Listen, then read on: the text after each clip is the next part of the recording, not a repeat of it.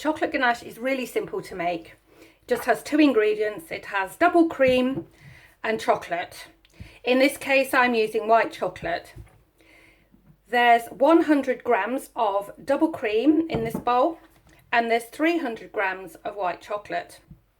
If you're going to cook this on the hob, all you have to do is to heat the cream up to just below boiling point, and then you pour the cream onto the white chocolate and mix it up, and you keep mixing and mixing till the chocolate's melted. Another way of doing it is we pour the whole lot of cream on top of the white chocolate that we've got here, and I will do that. We mix it up and then we pop it in the microwave. So for me, I have an 850 watt microwave, and I know from previous experience that it takes 2 minutes to help to melt the chocolate into the cream, and then I beat. If you're unsure and you've not made this before, I would suggest that you cook it for 1 minute on full, and then you just do it for 20 seconds and then 10 seconds at a time until it's nearly all melted.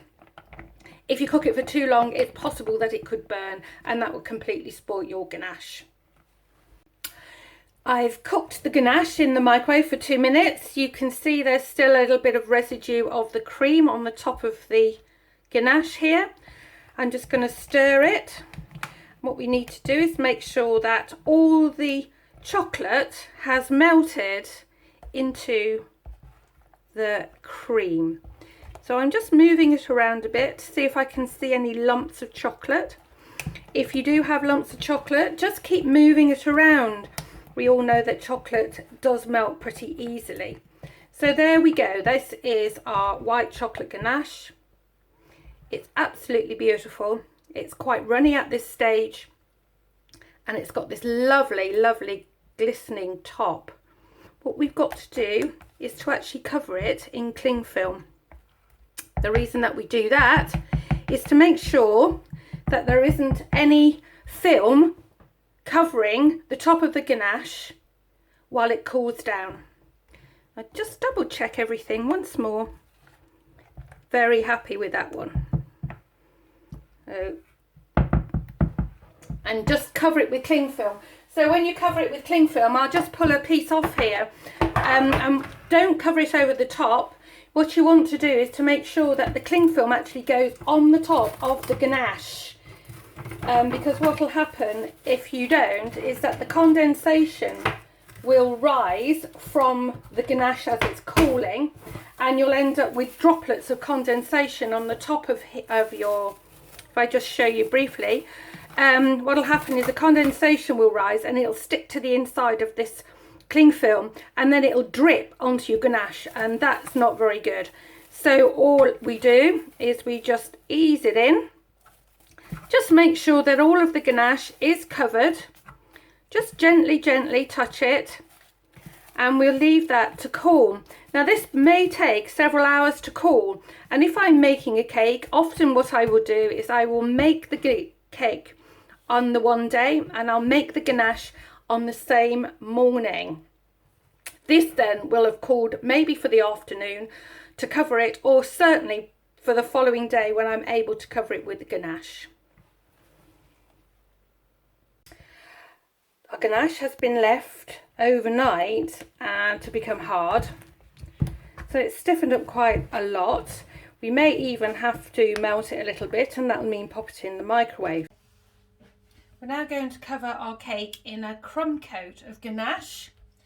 The ganache is now quite soft. I've popped it in the microwave, and it's the consistency of soft butter. I'll be using an offset spatula. You can use a flat palette knife too. Take a little bit of our ganache, starting at the bottom, and we just paddle it round.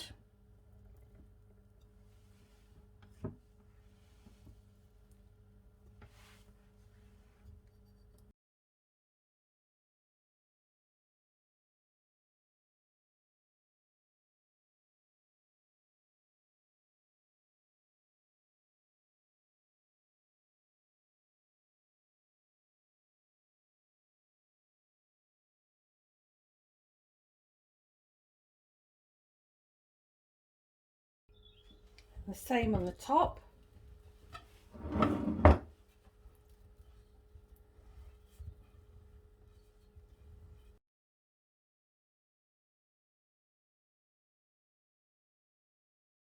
can now leave it on the side of your workbench to harden up, or pop it in the fridge just for a few minutes. We're ready to put our top coat of ganache on our cake. Here's the ganache. I've melted it a little bit and it's the consistency of soft butter. We're now ready to put it on the cake. I'll take quite a large amount of ganache and start to paddle. Use quite a lot.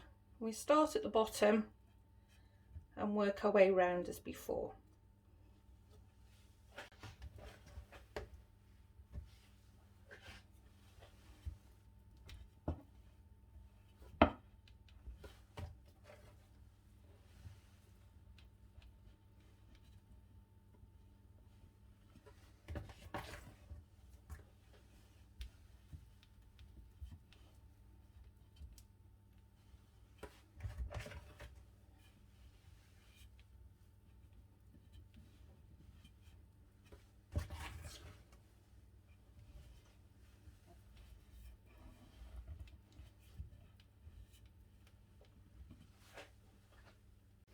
Got a bowl of hot water at the back, my scraper and a piece of tissue.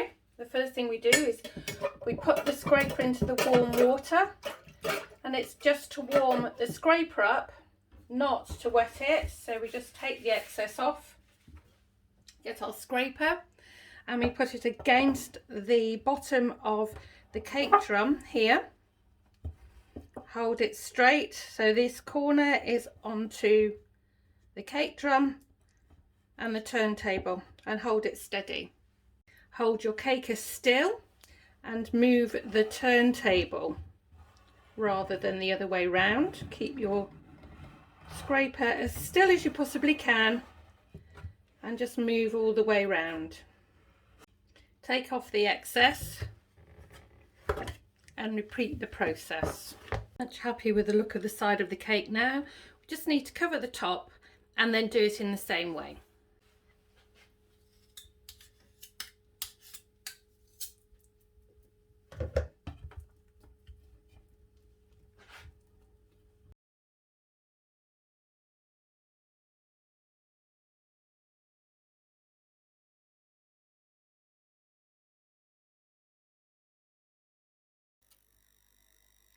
Use your scraper to level the top of the cake, and then turn again and level again.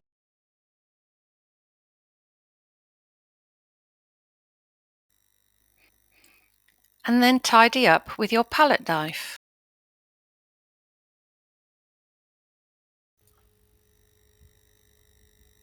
Just keep going around the sides of the cake and around the top until you're happy with the finish.